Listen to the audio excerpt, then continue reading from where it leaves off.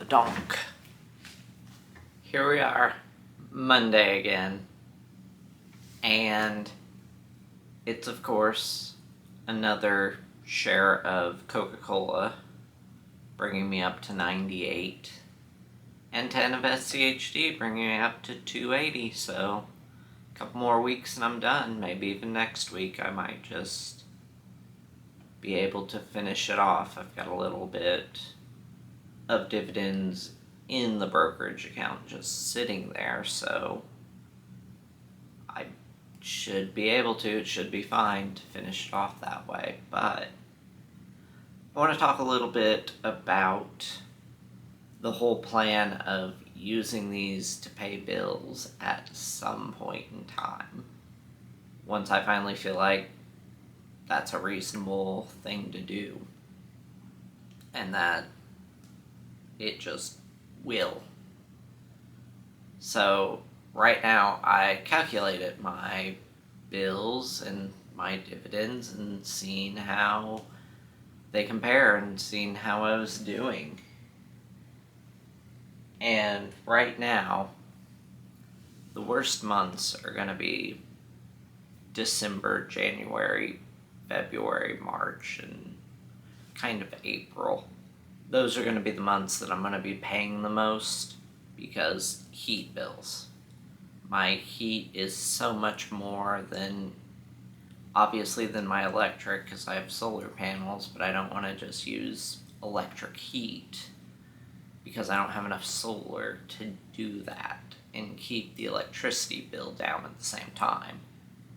So heat, just right now, it's just going to suck. That's just how it's going to be. And my heat bill is usually about $200, $250 a month time in the dead of winter.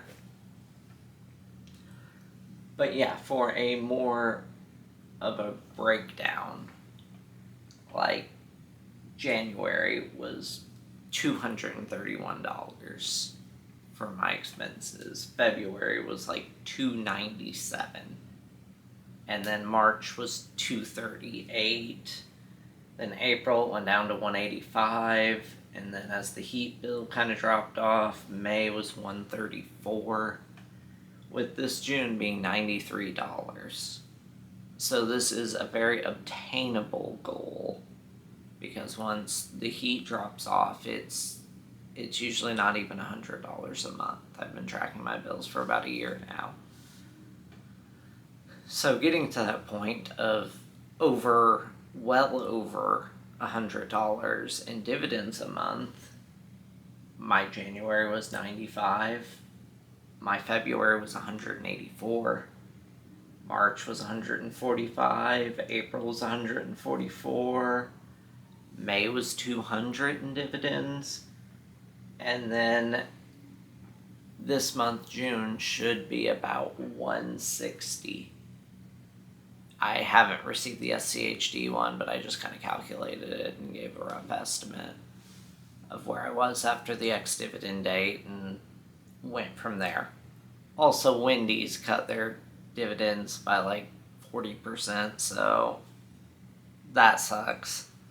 So I'll have to kind of recalculate. I can't exactly use these figures going forward to extrapolate out the next 6 months.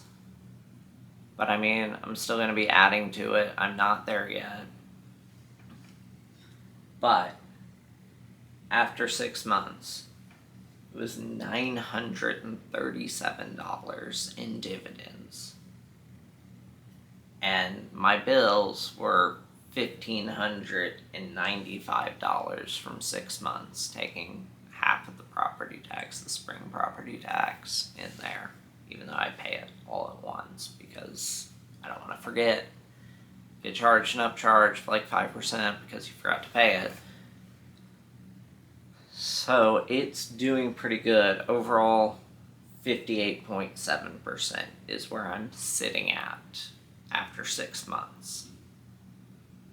So it's coming along, and I think that number by the end of the year is going to be up over 65% of my total bills will have been covered by dividends this year.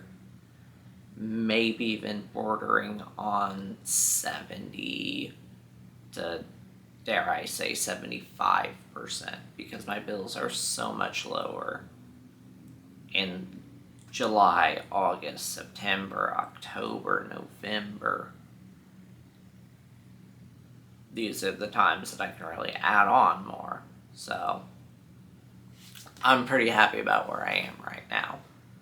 Like I've said before, I wanted to use this year to set up next year to be kind of a slam dunk as far as getting me to up over 100%. Because I would like a little bit of, I would like to also factor in like losing out to inflation by about 1% a year, even though I shouldn't. But I'd rather be safe than sorry if the time does come when I can actually pull the trigger and just say I'm done working this job and resign myself to just living somewhere and just know, hey, I got running water, electric, internet, and stuff like that. The house is, property taxes are taken care of, stuff like that. I don't think I'm going to be door dashing in the future, just because stuff came up, and I'll talk more about that in like a month maybe. It was a good plan, but it's just not gonna work out for me. It doesn't look like at this moment, and that sucks, but it's what it is.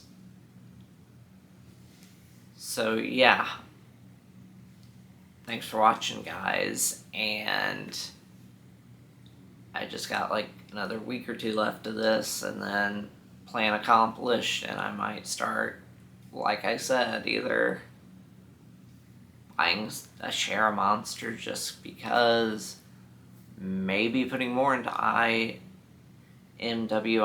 or whatever it is, the Russell 2000 covered call ETF, because that was about flat right now after 6 months, and it's been kicking back to me like 1% a month, which is really good. If I get, honestly, more than that, because I got an $11 payment on $900, so whatever that works out to. Yeah, if it keeps doing that all month and just keeps spitting out money and not losing value, that's amazing. I'm glad I did it. Glad I took a little riskier investment. Yeah, so either a little more Procter & Gamble, a little more SCHD, or IWMI a little bit in there, and probably not investing as much, going as hard as I have been doing, and just kind of let things go from there and let it do its thing. But yeah, thanks for watching. Bye-bye.